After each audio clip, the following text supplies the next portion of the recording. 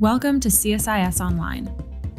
The way we bring you events is changing, but we'll still present live analysis and award-winning digital media from our Dracopolis Ideas Lab. All on your time, live or on demand. This is CSIS Online.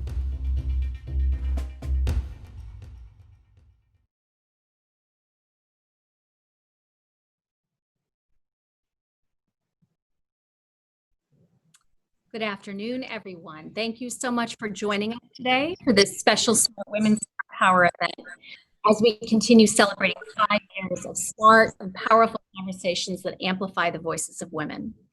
2020 is also the 100th anniversary of the 19th Amendment that gave women the right to vote. And joining us today to talk about the importance of voting and her efforts to increase voter participation is Valerie Jarrett, board chair of the When We All Vote organization and co-chair of the United States of Women. Ms. Jarrett will be joined today by Beverly Kirk, director of the Smart Women Smart Power initiative here at CSIS. The Smart Women Smart Power speaker series is possible thanks to our founding partner, Citi. We're grateful for Citi's continued support, and it's my pleasure to welcome Candy Wolf, head of Global Government Affairs at Citi. Thank you, Kath, and thank you all for joining us today for this online series for Smart Women, Smart Power and our new virtual format.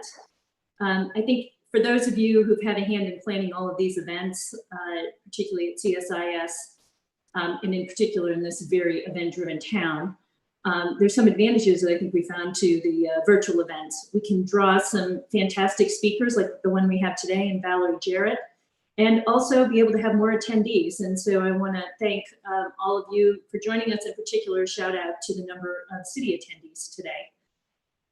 In a few minutes, Bev will introduce our guest speaker, but I wanted to welcome Ms. Jarrett to the Smart Women Smart Power stage as we get to commemorate the 100th anniversary of the 19th Amendment. Citi's been around for more than 200 years and seen a lot of historic milestones in that time span. But I think this has to rank as pretty high among them in terms of impact. But even 100 years later, it's clear that we still have work to do, not only in terms of gender equality, but as the killing of George Floyd revealed, race equality as well.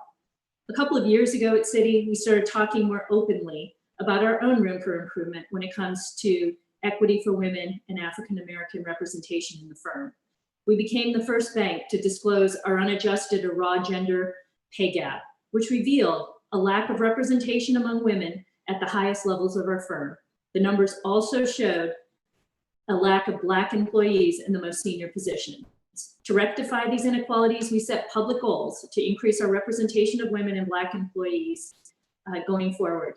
These goals started a more transparent conversation about where we stood as a firm, and milestones like the anniversary of women's suffrage offer another opportunity to continue the dialogue about the integral role that women play in our democratic society. I'm really looking forward to listening to Ms. Jarrett about what she thinks where we stand and the work that she is passionately pursuing to bring more people into the process. Bev, back to you for the introduction and to start the conversation. Candy, thank you so much. And thanks to Citi for being our founding partner and supporting this effort with Smart Women, Smart Power over the past 5 years. Well, our guest this afternoon practically needs no introduction. Valerie Jarrett was the longest serving senior advisor to President Barack Obama. She oversaw the offices of Public Engagement and Intergovernmental Affairs and chaired the White House Council on Women and Girls. As previously mentioned, she is today the board chair of When We All Vote and the co-chair of United States of Women. She's also a member of several corporate boards and is a senior distinguished fellow at the University of Chicago Law School and also a senior advisor to the Obama Foundation. And Valerie Jarrett, thank you so much for being here today. Well, thank you, Beverly, and Kathleen and Candy. Thank you for your support. I am delighted to be here for this conversation that I've really been looking forward to for a while. So thank you, Beverly. Well, we're looking forward to speaking with you. And for those of you who are watching online, you are free to submit questions. We'll have a conversation here for about 30 minutes, and then we'll start asking the questions that you submit through our online portal on the CSIS webpage for this event. The first question I want to pose for you is, we've certainly come a long way since 1920, but what do you see as the continuing major barriers to true equality for women? Well, there are many. And I think part of the challenge is realizing that we are not one size fits all. We are not issue oriented, just one issue. For example, I care a lot about women's health. And I care a lot about entrepreneurship and education and making sure that the business community recognizes that we shouldn't be leaving half of our talent on the sidelines. And so therefore we should focus on equal pay and workplace flexibility and paid leave and paid sick days and a workplace free from sexual harassment. So there are lots of issues that go into gender equity for women and girls. And I think what we need is both the academic world to look at evidence-based strategies that work. We need government to step up and set some broad parameters at the federal, state, and local level. We need a business community that appreciates the diversity as a strength, and therefore you have to take concrete steps to focus on inclusion. And we need women to use their voices, lift up their voices to talk about what our needs are. And I will say to you, when I started out my career a very long time ago, let's face it, as a young lawyer at a big law firm, in my wildest dreams, I wouldn't have felt that I should be advocating for myself. I didn't ask questions like, what are your policies that support working families before I started working there? I just went in there and I tried to keep my head down. I put up with a lot of harassment, a lot of nasty, vile jokes, because I didn't want people to think that I couldn't be a team player. And I think the good news is that paradigm has changed a lot. And one of the reasons why I'm so passionate about voting rights is that I think that it is one of the ways that we can use our voices to ensure that people who are making public policies that affect all of our lives are ones that reflect our values and our priorities, and then we have to hold them accountable. And I think that we have seen a great deal of activism over the last 100 years, from the women who participated in the suffrage movement and demonstrated and hunger strikes and went to jail and husbands shunned them, to the people who are out right now demonstrating in the streets about social justice.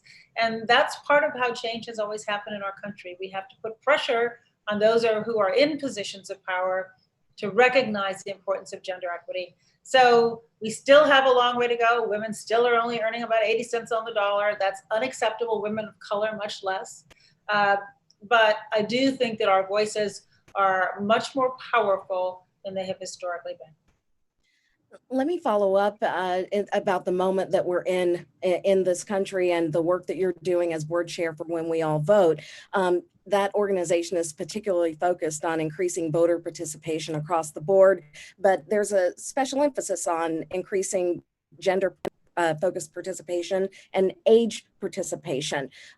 What made you want to do this work, and are you seeing, given the moment that we're in with the protests and the conversation in the country right now, what do you see in terms of people being more engaged? No, sure. So let's take a step back. So When We All Vote was founded by former First Lady Michelle Obama. And after the last presidential election, we spent a lot of time looking at the data. And what we learned was that 3% of eligible voters did not vote. 100 million Americans opted out. And that we found that was particularly the case for people of color, many whose votes were suppressed, and young people who disproportionately do not vote in record numbers. And so we thought, well, what can we do to really try to change the culture in our country around voting?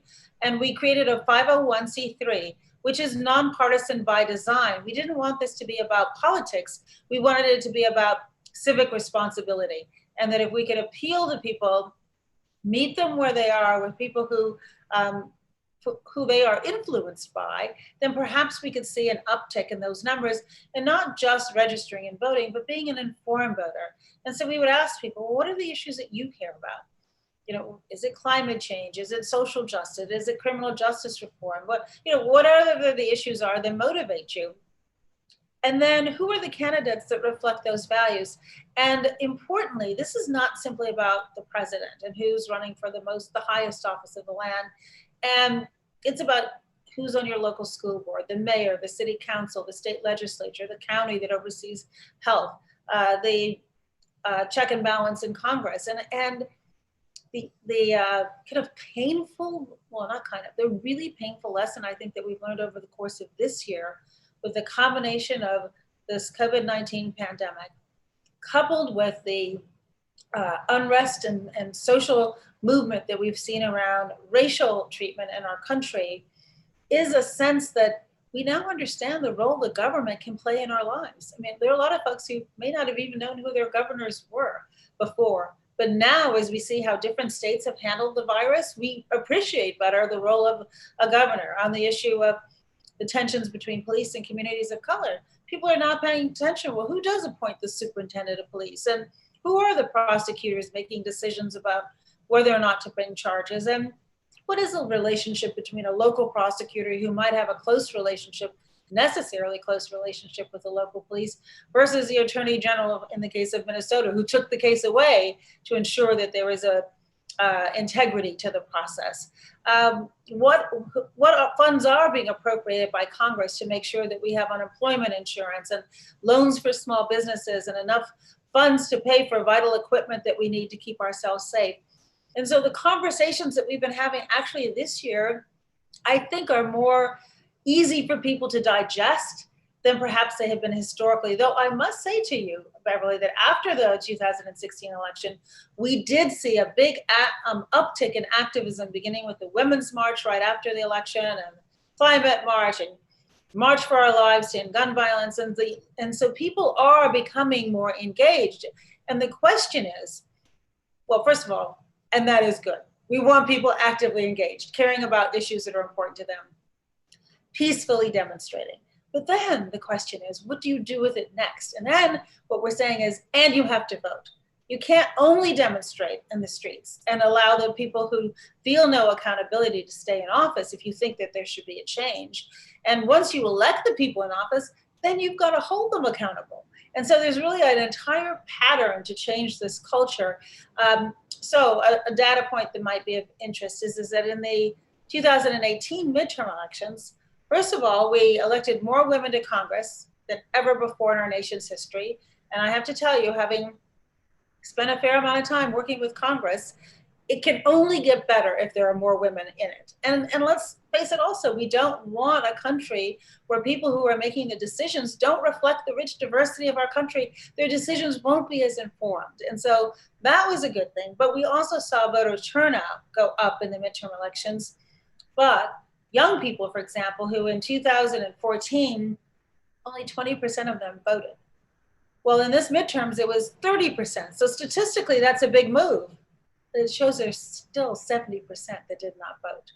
So this is a long-term project of Michelle Obama's and a host of co-chairs that she has, all people who we think can reach people where they are, people who are influential. And it's everybody from like America's Dad, Tom Hanks, to Janelle Monáe, to Lin-Manuel Miranda, all kinds of folks. And we have hundreds of ambassadors around the country, everything from high school students who are competing to try to figure out which high school could get the most people registered, to colleges and universities, to the mayors around the country, the business community. Many businesses are now involved in ensuring that their workforce is registered, as well as those who they have contact with. So it's a everybody welcome approach, knowing that we have to, that our democracy and its strength really relies on elections and making sure that we have people who are representing our interests, making decisions that affect our lives and our livelihood. And speaking of Mrs. Obama, she just released a video launching the push for voter registration 100 days out from the upcoming election. That was just last Sunday. That's exactly right. That was 100 days. We're down to 98. And I think she's just trying to say, look, particularly in this global pandemic, register early. She's also called for expanding voting by mail. There's no evidence that it leads to vote fraud. And it's a safer way for people to vote because we saw the lines after the primary elections where people were having to choose between exercising that right to vote and keeping themselves safe. And we should be able to do both. And the studies show that voting by mail doesn't favor one party over another, and there isn't fraud. So let's do that. We also are calling on states to expand early voting so that people can vote over more days, which they should do anyway, but particularly in a pandemic, so we have fewer people on election day. And everyone should be able to register online. These are just basics that we think will help ensure a fair and safe and accessible election. Are you concerned that the COVID pandemic will keep people from the polls? Yes, very much so. That's again why we're encouraging the vote by mail, particularly people who are vulnerable, senior citizens, people with pre-existing conditions. I am sure that many of them will shy away from those lines that were terrifying. And so we think that that's why every day, every one of these 98 days is so important, because we have to put pressure on the secretaries of state to realize that the goal here should be having more people participate. And I say that because I'm stunned that we still have states in our country that are passing laws that make it difficult for people to vote. And given that there is not vote fraud in our country, the amount that is there is de minimis. Let's figure out how to have a fair and safe election. But I do worry. I worry a great deal that there will be people who say, I don't want to put my, risk it and go out and vote. And they ought to be able to just drop an envelope in the mail. 1 in 10 eligible voters coming up in the electorate for 2020 are Generation Z, which they're the people born 1996 and coming forward. Do you think that the younger generation is going to be more engaged, just given the energy in the country right now, post as a result of the protest and that engagement? Do you think it's actually going to maybe help to increase the number of young people from maybe 30% to 40% or even 50%?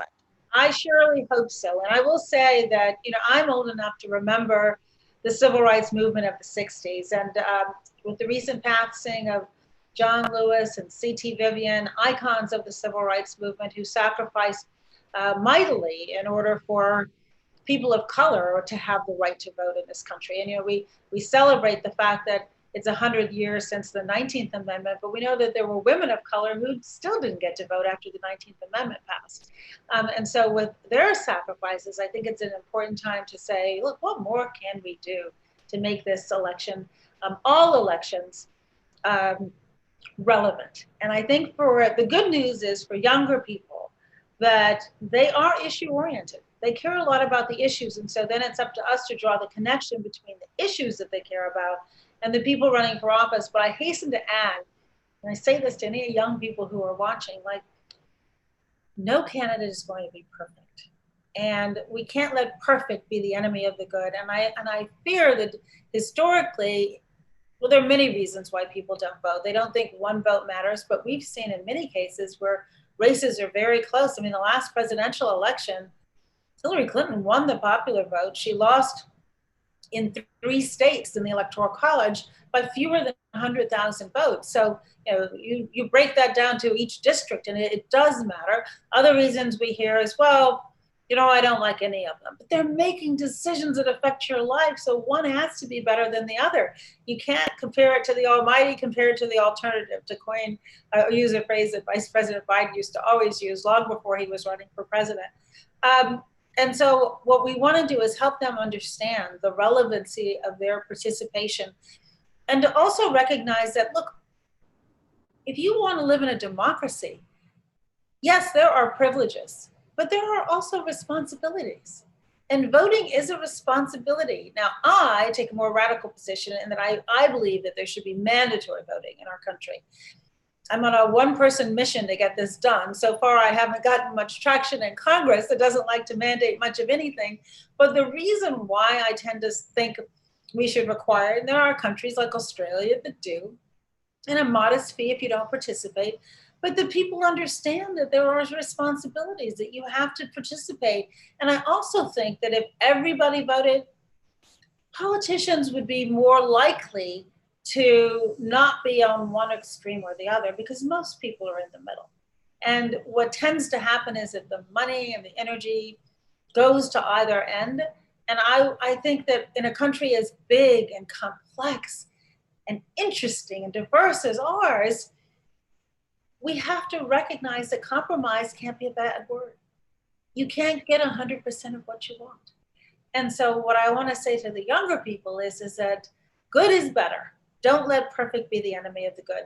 Your life partner isn't going to be perfect. Your family members are not perfect. So don't expect your elected officials to be perfect, but do hold them to a higher standard than we would hold the general population, because in them we are putting our trust.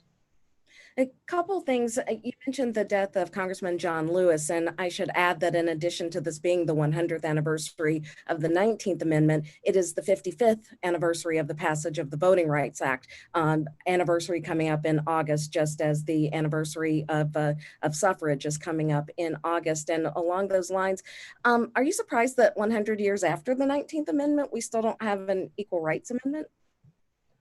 Disappointed, and I was actually happy to see I facilitated a phone call for women around the country, anybody actually around the country, to hear what Vice President Biden's proposals and plans are for gender equity. And one of them is to call for the passage of the ERA. It's crazy that 3/4 of our state have approved it, and yet we don't have embedded in our Constitution this fundamental right for women.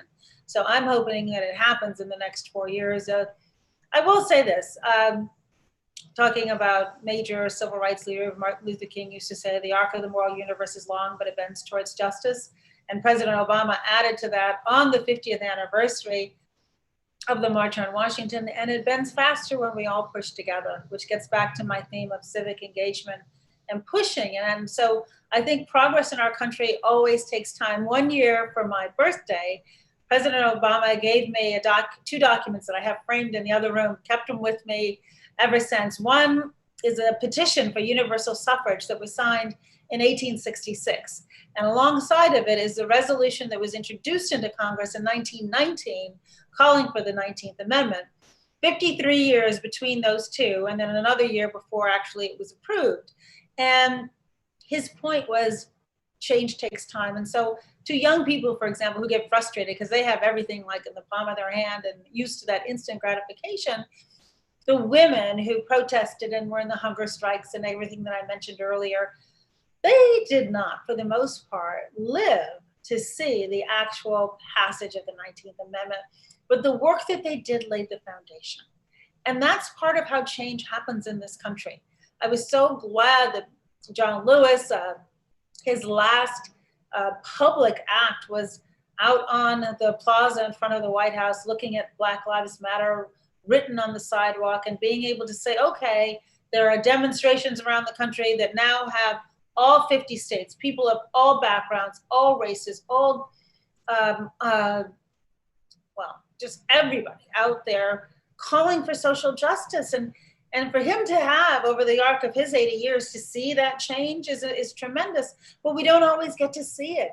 And I want people to take heart that the work that they do lays the foundation. Final point on this, when President Obama took office, same-sex marriage was legal in 2 states. By the time the Supreme Court ruled in 2015, it was legal in 37 states and the District of Columbia. And then of course it became legal for our whole country.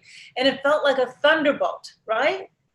Until you think about the decades of hard work that activists put in state by state by state that leads to these thunderbolts. And so, long way of answering your question, Beverly, change takes time, and it takes a sustained effort over time.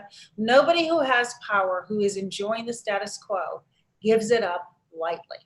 And half of what we have to do is get everyone to recognize that we will be better off as a country if we are more equal. It's not a zero-sum game. It's not taking something away from somebody else to hold ourselves accountable. It's why I'm so glad when Candy, we were talking about the fact that Citibank is looking at their pay. Most companies have no idea whether or not they're paying women equally. Well, first collect the data and then make a commitment that you're going to do something about it. And that will be good for business. It will be good for working families. It will certainly be good for women. You mentioned early in the conversation the midterm election of 2018 and how more women were elected to Congress. What is it going to take to get women, even more women, and women from both sides of the aisle to run for office and get really active in the political process? I know that there are any number of stumbling blocks to doing that, but what will it take in order to make sure that perhaps there's gender parity in Congress? I mean, we can hope that happens someday. Well, I'd say a few things on that. One, there's safety in numbers. The fact that we have more women in Congress before, and we've seen how they've been supportive of one another. when one is attacked the way Congresswoman Alexandria Ocasio-Cortez was last week by one of her colleagues in a vile and profane way, not only did she stand up on the floor and speak up for herself, but the women in Congress spoke up for her. And so I think there is safety in numbers. And I also think we all need role models. The more people you see who run for office that look like you, the more you have confidence that you too can run for office. And then there are great organizations, one that I've been involved with called Run for Something. And it's run by a young woman named Amanda Lippman, who worked on Hillary Clinton's campaign. And she said after the election, she sat on her couch from the election day until the inauguration day and just ate and sat on her couch and ate and slept. And on inauguration day, she got up and she said, you know what I'm going to do? I'm going to help more people run for office, because raising money is a barrier. The technicalities of how you do it are barriers. And so there are organizations such as hers that are out there that are trying to make it easier to run for office. And I think then the rest of it is up to us. We have to support women who decide to run. And I don't mean just financially supporting them, but when they come under attack, and they will, we have to be there to have their backs. And I think, look, it is, having started my career in public service, working for local government in Chicago, which is a rough and tumble city, it is rough and tumble. I mean, it is not for the faint at heart. And I do believe that women who run for office are more likely to get into it for the service part of it rather than the trappings of power. And that's a good thing. And so if you know a young woman who's interested, or an older woman who's interested in running for office, support her. Sometimes it just takes a little push. And a big piece of what I try to do now that I've been at this for so long is to talk to folks who are thinking of running or who are running, and giving them encouragement, because public service is hard. It should be hard, but I think it's harder in this current toxic environment than is necessary. I want to remind our viewers that you can ask a question, submit it through the CSIS webpage for this event. We do have one question from Eileen Pennington from the Asia Foundation. She says, women's political representation, as well as representation in leadership positions, which we've been talking about in government and corporations, remains quite low, despite the advancements in other areas of gender equality. What lessons can we draw from global efforts to secure women's voting rights that can be applied to achieving gender equality in terms of women's leadership, voice, and agency?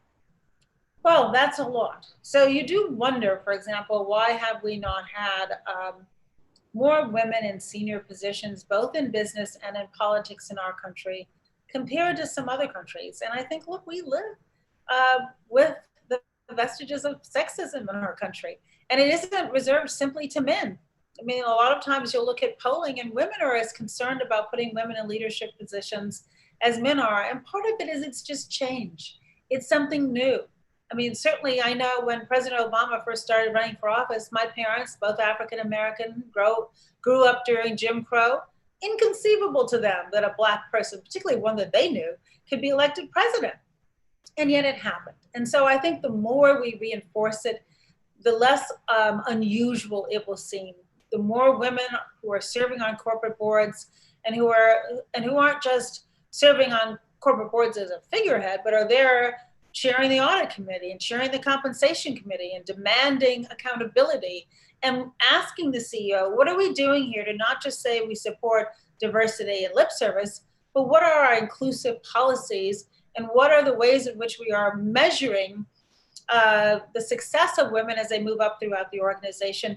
And are we valuing it enough to tie our compensation to it? For example, if you really believe diversity is a strength and inclusion is a policy and a practice that allows you to have diversity, then it should be a core part of your business. And so I think it's up to women and our allies to challenge the status quo. And we should do it from wherever we sit. And for those of us who don't have voices to do it, I'll say this to you. When I was talked about when I was a young lawyer and didn't advocate for myself, I became a single mom pretty early in my daughter's life. And I had a good paying job. I had health insurance. I had a sitter who started with me when Laura was 3 months old and helped me pack her off to college, who showed up to work every single day. I had parents who lived a mile away from me. My dad took my daughter to school every single day of her life and picked her up. And I felt like I was hanging on by my fingertips. And I'm sure there are many of you who had the same feeling. And in that early time in my life, I thought, well, if it's this hard for me, well, my goodness, what must it be like for women who are working 2 jobs on minimum wages, who don't have reliable childcare, who don't have a support network around them, who worry about whether or not their children are going to have enough to eat and keep a roof over their head. 40% of working moms are the primary breadwinner in their family. A woman's contribution to the family income is more important than it's ever been.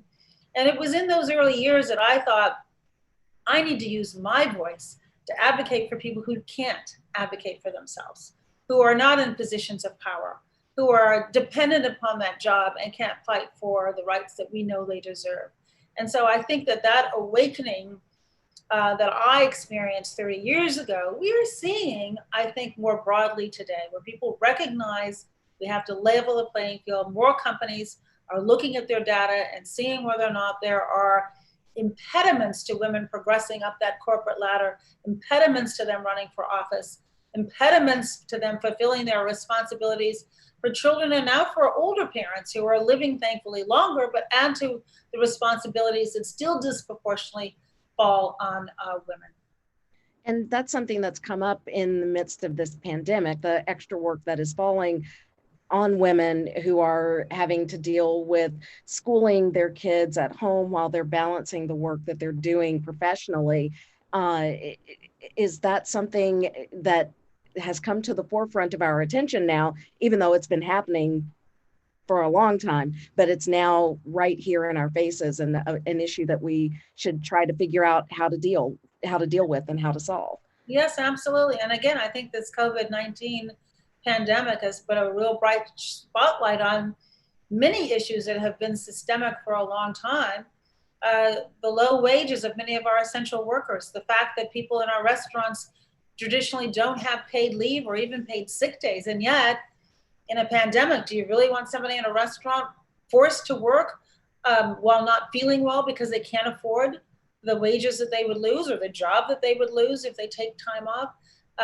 The health disparities that have become apparent for women of color, people of color, illnesses like hypertension and high blood pressure and diabetes and heart disease that are disproportionately in the Black community now have much more dire consequences for those who are becoming ill. And so, yes, I think that the stresses that have been there but have not had a spotlight on them are now beginning to show.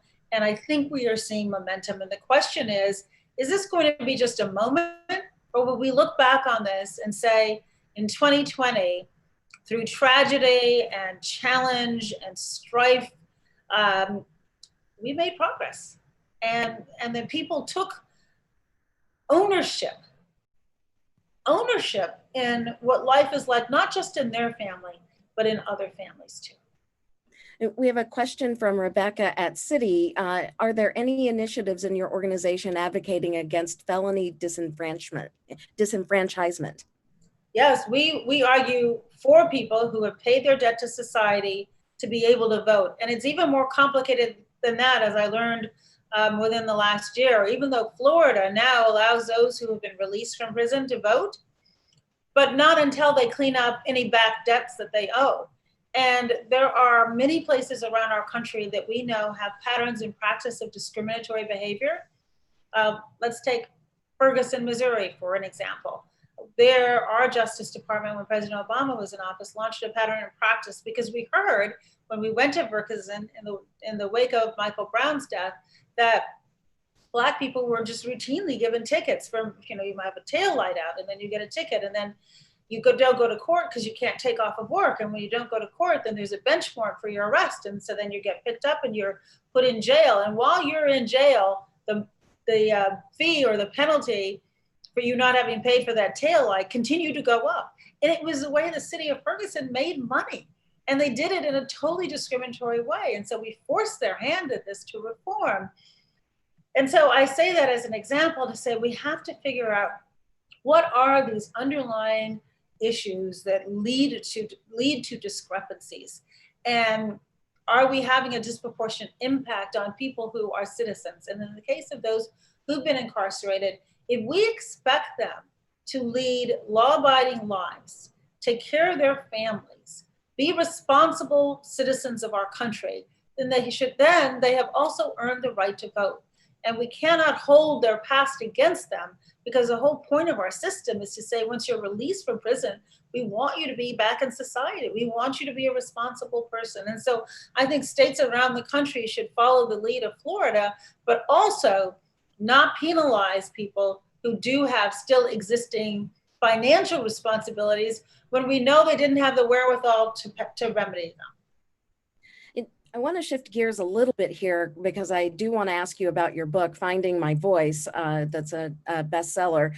As we consider the questions that are coming in from the audience, I want to ask you some personal questions. A lot of you may not know that you were born in Shiraz, Iran. And you write about how your father that you mentioned, he was a very acclaimed doctor, a pathologist, and he took a job in Shiraz, Iran, because he could not get work in 1950s segregated Chicago. What was it like growing up in Shiraz, and how did those formative years in Iran shape your worldview? Well, for me, my memories of Iran were nothing but wonderful. And you never know whether your childhood memories are accurate or whether you just embellish them with age. So for example, when I was writing my book, I included that it was 80 degrees and sunny every day. And my mom read the book and she said, it snowed there sometimes. And I was like, I don't have any memory of snow. I just have memories of it being warm and the food being wonderful and the people being unbelievably generous. And we lived on a hospital compound associated with the hospital that my father helped launch, and he chaired the department of pathology there. And as you mentioned, Beverly, that was a job he could not get in the United States. He wanted to go into academic medicine and he couldn't find a job comparable to his white counterparts. And so he and my mom, who were adventuresome spirits to say the least, looked for opportunities outside of the United States, and he landed this job. And at that point, the United States and Iran had very strong diplomatic ties, and the Shah of Iran was very interested in improving healthcare. And so he was starting hospitals around the country and recruiting physicians from all over the world to work with the Iranian physicians. And so we lived on a hospital compound with families from all over the world. I spoke French and English and Farsi all in the same sentence sometimes. And I learned three big things. One, that I could walk into a room and find something in common with whoever's in that room. And that skill came in handy whether I was in private business in Chicago or working for the government, and certainly in the White House, where we had to take people who disagreed with us about many issues, but we could find that one way we could work with them on one issue. And it's just kind of an attitude, I think, that comes from being around people who have different backgrounds, but you find children play the same wherever they're from, and that stayed with me. The other thing I learned is that if you have lived outside of the United States, perhaps you have a better appreciation for the United States.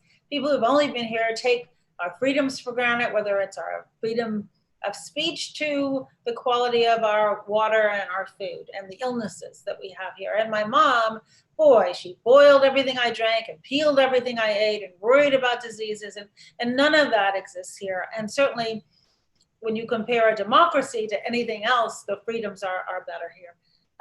And then finally, and really importantly, the United States is an incredible country. It's not the only country. And you can learn a great deal outside of your shores. And I think the time that I spent in Iran helped me as an adult put the United States in the broader context, which I think is important, since our big challenges that we face today are global challenges. We can't tackle climate change at the United States alone. We can't tackle diseases, whether it's COVID-19 or Ebola, in the United States alone. We need a global approach to these issues. And I think that that perspective has helped me. But I also mentioned in the book, I came here to the United States after a year in London, and my father finally did land a job at the University of Chicago, in the community where my mom grew up and her mom lived and her sister, a job he said would not have been available to him if he'd not been willing to take the long way around. And that was a life lesson too. But when I showed up in the United States, my goodness, I was 5 years old. I was put in second grade, I'd gone to great schools. spoke 3 languages. I had a British accent. That 1 year in Great Britain, I developed a British accent, and I was different. And so I never liked to talk about Iran. Nobody had heard of it back then. And I just wanted to be like every other kid. My parents used to traipse around through Africa for my father's research in summers after that and end up back in Iran. And I just wanted to go to summer camp like everybody else. And so it took me a long time to appreciate that what I thought was different and made me kind of an other actually shaped me in very fundamental ways that I think are important. But you had a freedom that a lot of people in 1950s America, particularly African Americans, did not have. True. And that had to have an impact on you. What was it? Well, it's interesting. I'll tell you a story. So after the election of President Obama, I was with my parents, and my dad was pretty ill at that point. And so we were worried about him, and we watched it in his hospital room together. And then, or we watched 60 Minutes, right? The week after the election, they were on 60 Minutes, the president-elect and his wife. And I watched it with my parents. And at the end of it, my mom first said to me, "How did you know that he could win? Not that he would win, but even that he could win." And I said, "Because you raised me to believe that I could do anything, that anything was possible. And if I had a dream and I worked hard and I was resilient and I didn't give up and I had a little bit of luck, it would all go my way."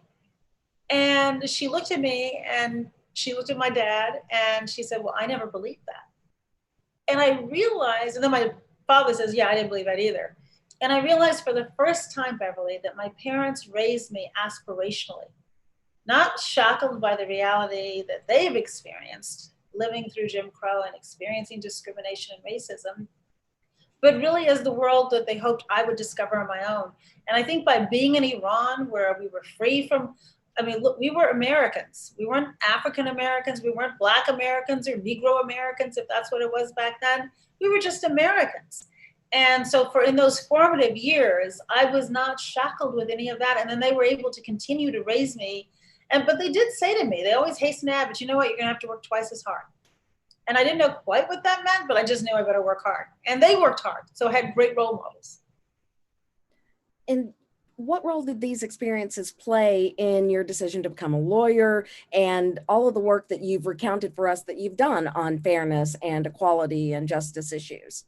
Well, so let's be honest, now that we've been talking about 45 minutes, like I didn't start out this way. I started out coming out of college with a cockamamie 10-year plan that I made up because I thought I should have a plan. Everybody had a plan. So I was going to go right to law school because I honestly couldn't figure out what else to do. And my best friend had gone to law school. So she said, "Go, it'll buy you some time. You'll figure out what you want to do." So I was going to go to law school, discover my passion in the law, probably return home to Chicago. I'd been away from home for college and for law school, fall in love, get married, have a baby by 30, mindful of my biological clock, and live happily ever after. That was my plan. And 10 years into my plan, my book begins with me sitting in a beautiful office on a high floor in a high-rise building in Chicago with a magnificent view of Lake Michigan, married to figuratively the boy next door. Our moms grew up in the same apartment building, known each other our whole lives. I had a crush on him since I was 8 and he was 12. Miserable in my job, miserable in my marriage, and looking at this baby that I'd had and thinking to myself, will she ever actually be proud of me? And the answer was no. She wouldn't be proud if I stayed at that job. She wouldn't be proud if I stayed in that marriage. And thankfully, I had a friend who pushed me, but everybody thought I had the perfect life, and I needed somebody to say to me, if it's not perfect for you, then it's not perfect. And I think before then, I had kind of honestly been kind of a passive participant in my life. I was thinking my husband would take care of me, and he didn't. I was thinking that the job would just be wonderful because it was high paying, and it wasn't. And it's then that I decided to join local government. And I learned how to advocate for the people who didn't have voices. And I had a great mentor when I was in local government, an African-American woman who was a real amazing, supportive leader and tough as nails, terrified me to some degrees, but she looked after me and gave me opportunity and pushed me. And that's when I started to look around and say how lucky I had been. And with that good fortune, what was I going to do to make life better for those who didn't have the advantages that I had? and that the nobleness of public service at the local level, where when I say noble, what I mean is you can't go to the grocery store without somebody coming up to you and saying what they want. They have your phone number, they know where you live, it's 24/7, and you have to learn to listen. And that's as it should be. And those experiences really helped me find my voice, a voice that I really didn't have as a very young person. I think I was painfully shy because of this exotic background, and it made me really kind of doubt myself until I realized how fortunate I had been and how satisfying it would be to advocate for other people. So what advice do you have for people, and women in particular, who want to make some type of huge shift in their lives? You just described what most people would say is a pretty major life change to right the path. What advice do you have, particularly for young women who may be listening to you and looking up to you and saying, oh, she's had the perfect life, I want to do that. But you came to a point where you wanted to shift. What's your advice? Well, first of all, think of use me as your exhibit A, which is why I wrote a book telling my whole story, because you would not, Beverly, have invited me to come here today had I stayed in that boring job at the law firm. Trust me, I would not have been of any interest to you. And so I think one of the first lessons that I had to learn was, no matter what everybody else is telling you your passion should be, you have to learn to listen to the most important voice, and that's the quiet one inside of you. And I think that I started to listen to that voice because I was so miserable. And I actually am so glad I was as miserable as I was, because if it had just been okay, maybe I would have wallowed in mediocrity for a very long time. But misery is a great motivator. And I think the adventure begins when you pivot, when you take chances, when you can take risks. And look, some of us aren't in a position to take a risk. We don't have a safety net. But if you do, then take that risk. And each time I've made a shift, whether it was going from the law firm to local government, leaving the practice of law after 10 years and moving to the mayor's office, running the Department of Planning and Development, being the CEO of a real estate company, being a senior advisor to President Obama, every time I've taken on a new job, I have been terrified. I have thought there's no way I can do this job. And then I proved to myself, most importantly, oh, of course I can. And I think that sometimes we just have to get out of our own way and take a chance, take a risk.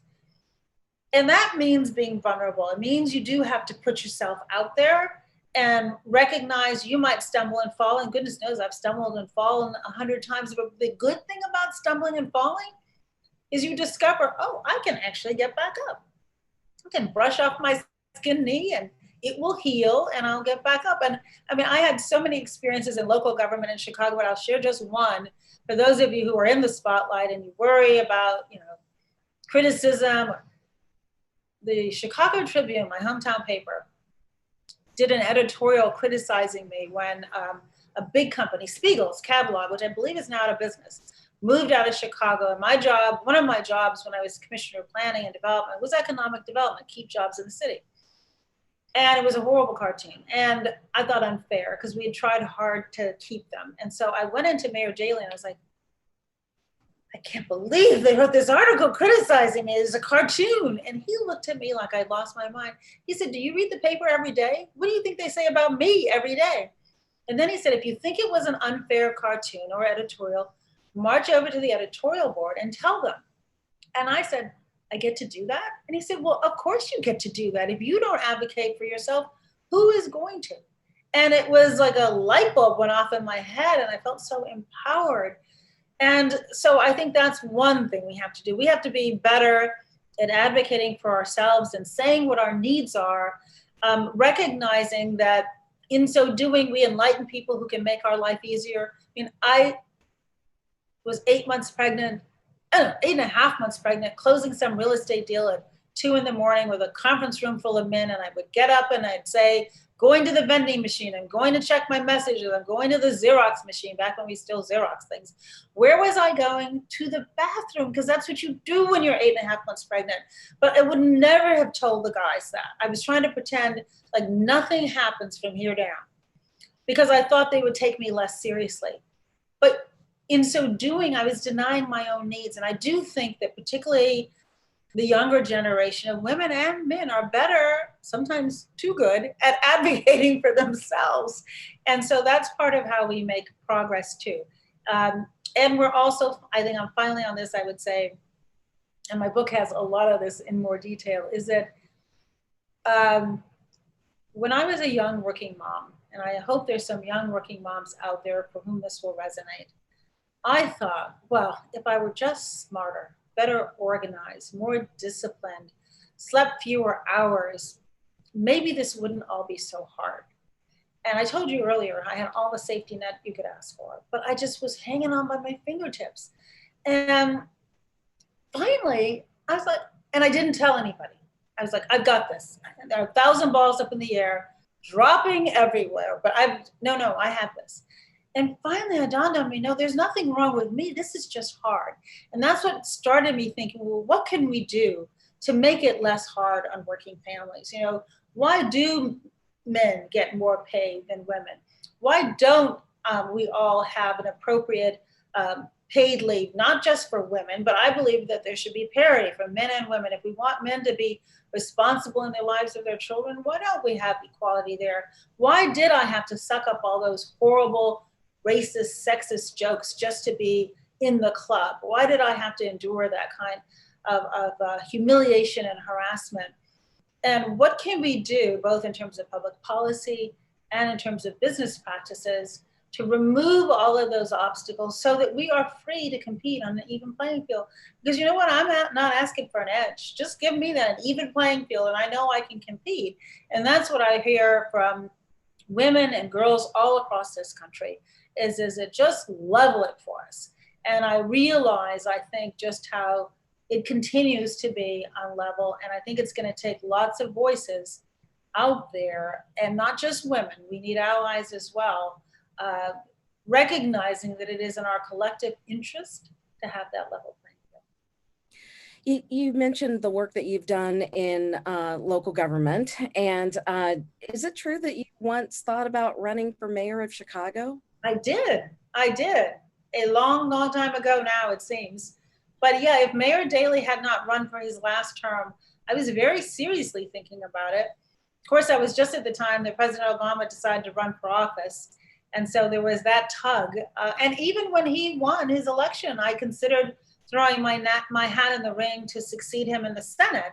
But he was very funny on that one, which he reminded me of lately. He said to me, look, I know the Senate, and I know what I'm prepared to offer you in the White House, and there's no choice. You have got to come to the White House. And he said to me not long ago, boy, was I right on that decision. Aren't you glad you're not a senator right now? And didn't we have just an extraordinary 8 years in the White House? So yeah. A couple of follow-ups to that. The Washington Post columnist Kathleen Parker wrote, I guess maybe a few weeks ago, that wondering if you should be Joe Biden's running mate. Any thoughts on that? Do you still have the itch to run for office? I don't. I'll tell you what I really find satisfying right now, Beverly, is just this. I love having conversations about the lessons that I've learned. I love supporting other people who are running for office. I know Vice President Biden really well. There's nothing I wouldn't do between now and November to be supportive of his candidacy. I think he'd be terrific for our country. And I know a lot of the women he's considering. He's got embarrassment of riches from whom to choose. I talk to several of them frequently. I talk to the press about all of them because I think they're all really qualified and have excellent credentials. And at this stage of my life, and I think life is made up of chapters, and I often say that, look, people, can you have it all? Well, not in every chapter. And I think the question is, over the arc of your life, as you look back, do the chapters add up? And there are times in my life, like the 8 years in the White House, where I worked harder than I've ever worked in my whole life. My daughter was in law school. I was single. I could afford to do that. It was that chapter. And there were chapters when she was younger where I would say to my mentor, look, I got to go home and put Laura to bed. I'll work after dinner, but this is what I have to do as I learn to advocate for myself. And so in this chapter of my life, I became a grandmother a year ago. Thank you. best job in the world. I discovered I thought being a mom was the best job. Then I became a grandmom, and it's the coolest thing ever. I rented an apartment in New York so I could be close to my daughter and her husband and my grandson. I love traveling. The book tour was much more fun than writing the book. The book was very painful. I had to do a lot of self-reflection and be prepared to be honest and put yourself out there, and it's all in there. And I like to wake up every single morning at this stage of my life, and I ask myself this question: what am I going to do today to lead a purposeful life?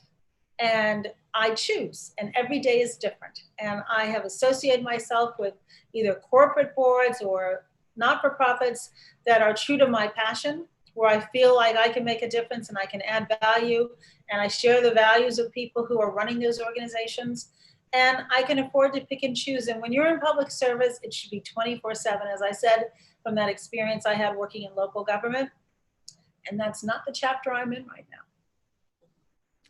Well, thank you so much for spending time with us here in the Smart Women, Smart Power speaker series today. Valerie Jarrett, thank you so much. My pleasure, Beverly. Thank you. I loved our chat. And again, thank you to Candy and Kathleen, who I know are out there somewhere, for inviting me here. It's been a pleasure.